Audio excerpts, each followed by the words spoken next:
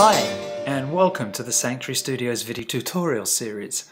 I'm Michelle Emson, and today I'm going to guide you through the process of editing high-resolution, high-definition photography for your blog posts.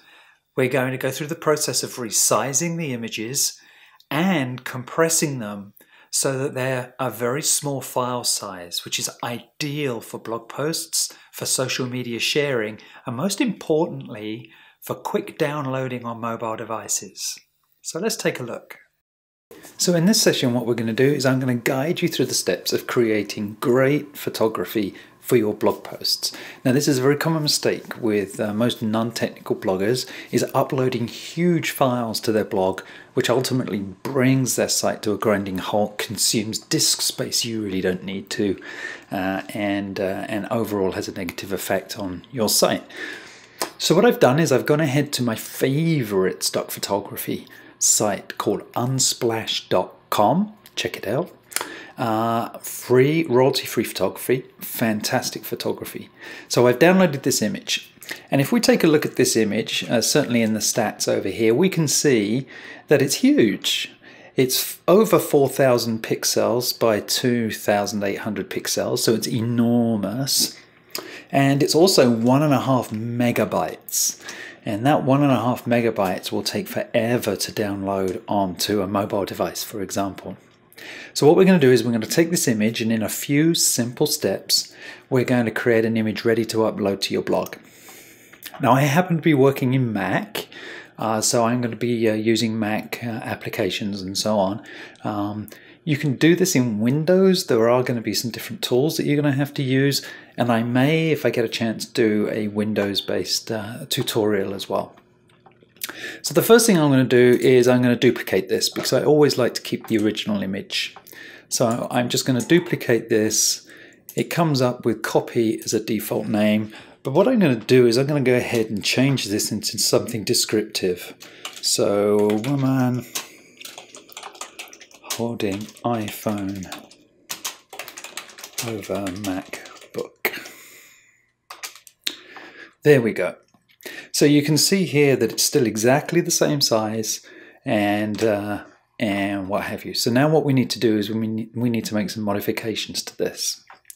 So I'm going to open this up in preview. That's the first thing I'm going to do so that I can resize it. So I double click and it opens up in preview, which is awesome. I'm going to do a command minus just to zoom out a little bit here. And first thing I'm going to do here is I like the overall composition of the image, so I don't want to change that too much.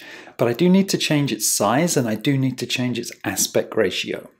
And we'll talk about those things as we go. So the first thing is the size. I'm going to head up to Tools. And I'm going to go to Adjust Size. And I'm going to modify only the width. I won't touch anything else in here. So in my width, I want 1280 pixels. There we go. So now this image, if I do Command plus a couple of times, is now 1280 pixels wide. Now for sharing on social media, and also on our blog post, an image of 1280 by 720, which is a HD video aspect ratio, is perfect compromise. So it looks great on the blog post, it looks great when you share it to Facebook and Twitter, so it's definitely the way to go. So this is 1280, but I know that it's taller, right? We saw that in the adjust window, it's more than 720 pixels high, so I need to crop this. So what I'm going to do is, coming outside of the image, I'm going to drag my box here, and by doing it outside of the image, it ensures that I get all 1280 pixels. If I try to do it right onto the edge somewhere, I'm going to miss a pixel or two. So this way it makes sure that I get the full width of the image. Now the next thing I'm going to do is go down to the bottom here, and I am going to set this for 720 pixels. There it is. Now I need to take a look at this at the composition, because I'm going to crop this in just a second, And I'm thinking that I prefer to see most of this left hand rather than more of the computer. And that nicely centers up the image. So at this point, I just do Command K, and Command K will crop the image according to my box. And now I have an image that's 1280 pixels wide, 720 pixels high, and is going to be smaller in size, and we'll see that in a second. So let's close this out. We no longer need this. And let's take a look right here. So this is our updated image. This is the one we've worked on. And when we look at it, we're already down from 1.5 megabytes to 141 kilobytes. But we can do better than that. So over to the right here is my friend Image Optim. This is a great application you can pick up online.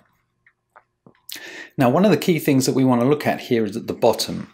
And at the bottom it shows that we have lossy minification enabled, and we have JPEG, PNG and GIF at 70% quality. Now we can go ahead and change those by going up to the top left of our screen to Image Optim and going down to Preferences. And in Preferences, we have this quality window, which allows us to go ahead and make some mods. So if you are using Mac, you absolutely need to enable lossy minification. And I recommend setting JPEG quality at 70% and the same with PNG and GIF.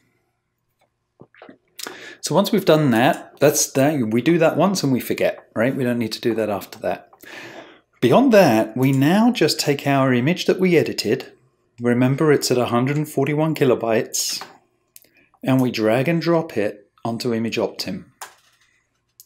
And look at this. Image Optim has saved almost 70% of the size and got this image down to 43 kilobytes. We're down from 1.5 megabytes to just 43 kilobytes. And again, if we come back to our original image, we can see the image here, right? For just screen resolution, we're not seeing significant degradation. I can see some pixelation in there, but it's not significant and it won't detract from the message. But you have this incredible payload of only 43 kilobytes.